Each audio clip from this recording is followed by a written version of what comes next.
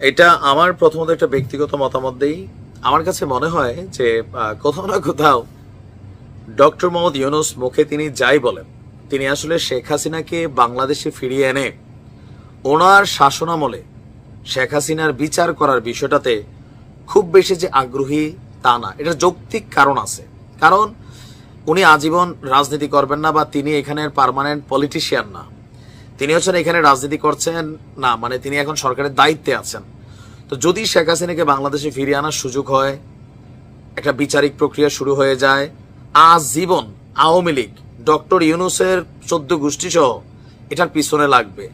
Even এই ভয়টা শুধু ডক্টর ইউনূস না, আপনি আসিফ নজরুল বলেন, এই উপদেষ্টা পরিষদের এনজিও সরকারের যারাই আছে, এই ভয়টা কিন্তু পায়, এটা বাস্তবতা।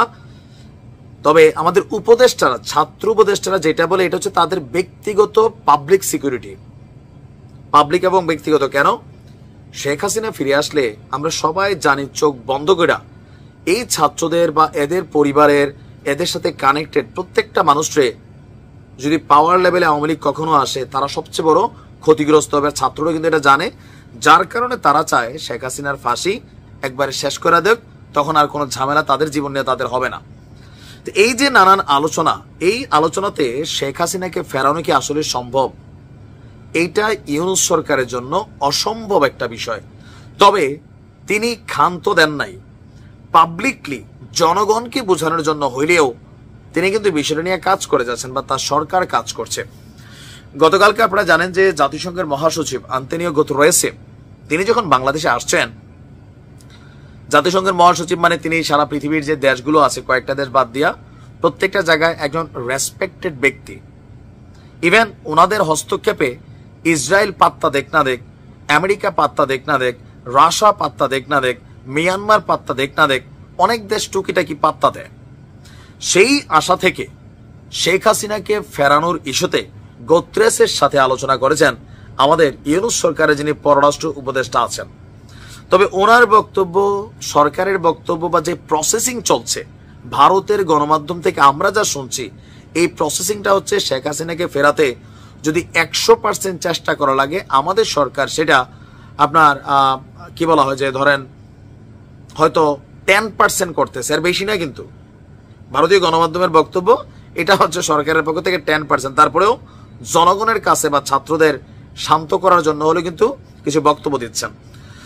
তো গুতেরেসকে হাতের কাছে পেয়ে আমাদের যিনি পররাষ্ট্র উপদেষ্টা আছেন, তিনি বলেছেন যে কিভাবে ভারত থেকে শেখ হাসিনাকে ফিরিয়ে আনা যায়, এ বিষয়ে জাতিসংঘ মহাসচিবের সাথে তিনি কথা বলেছেন। তো এ নিয়ে আপনার জাতিসংঘ মহাসচিব তিনি আশ্বস্ত করেছেন যে যেহেতু শেখ হাসিনার বিরুদ্ধে এই মুহূর্তে মানবতা বিরোধী একটা অপরাধের তদন্ত কিন্তু জাতিসংঘের মানবাধিকারী কমিশন করছে, সেখানে তাকে অপরাধী হিসেবে চিহ্নিত করা হয়েছে, তার শাস্তিও চাওয়া হয়েছে, তবে ফাঁসি ছাড়া। তো এই বিষয়গুলো নিয়ে যেহেতু তিনি এই সংস্থাটার প্রধান, তিনি বলেছেন তার দ্বারা যতটুকু সম্ভব তিনি বিষয়টা নিয়ে ভারতের সাথে কথা বলবেন। এখন তার এই বক্তব্য ভারত কতটুকু মানবে মানবে না, নাম্বার ওয়ান, জাতিসংঘকে নরম দেশগুলো আব্বা ডাকে, আর জাতিসংঘ শক্তিশালী দেশগুলারে আব্বা ডাকে, পাত্তা দেন। আপনি বোঝেন না, এই বিষয়টা কিন্তু এরকমই। তো ভারতের সামনে জাতিসংঘের ভূমিকা খুব বেশি না। আর শেখ হাসিনা ইস্যুতে আমার মনে হয় না যে ভারত জাতিসংঘের এই সিদ্ধান্তে মানে কোন রকম রেসপন্স করবে। নাম্বার টু, জাতিসংঘের যে তদন্ত রিপোর্ট, সেখানে কিন্তু আওয়ামী লীগকে ব্যান করার কথা বলা হয় নাই, আওয়ামী লীগকে রাখার কথা বলা হয়েছে। বিষয়টা বুঝতে পারছি। সো এখানে অনেক কিছু আছে যেটা নিয়ে সরকারও বেকায়দায় আছে যে কোন সিদ্ধান্ত নিবে, কোনটা নিবে না। যতটুকু আমরা বুঝি, গুতেরেসের কথায় ভারত শেখ হাসিনাকে ফেরত দিবে না।